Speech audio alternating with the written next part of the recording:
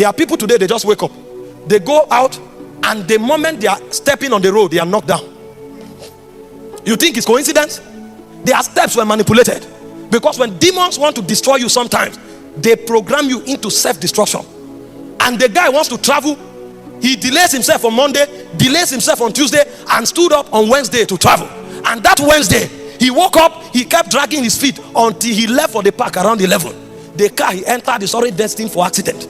He didn't know why a journey that should have been on Sunday was delayed to Wednesday. And the journey was delayed to Wednesday. Of all the cars, is the one that should somersault that he entered. It's because of demonic programming. But when men begin to pray, there's a voice that travels with them. Even if the program is complete, while they are yet there, they say, no, not this one.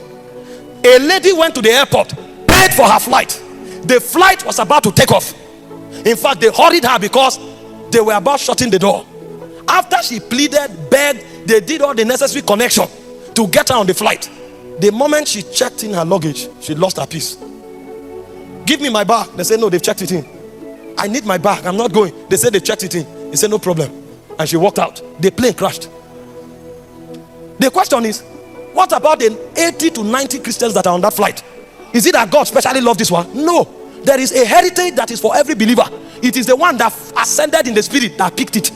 If all of them picked it, all of them would have left the flight. It is one that picked it. As much as God would have loved to save everybody, the spiritual technology made for their salvation is the voice of God. And only the man who will pitch the tent of prayer will access it. But unfortunately, many died because they didn't hear God's voice. Have you not heard people that struggled and fought for what they called an opportunity, not knowing that that is the grave with the mouth open? How come they didn't hear? They said there will be a voice behind you. That voice will tell you, no, turn back. I've seen men before that invested in business so much that you will say, this is the one that will create breakthrough. When they are about to move, they lose their peace. And they say, Lord, what are you saying? What are you saying? And God said, not this one. Not this one. They quickly withdrew.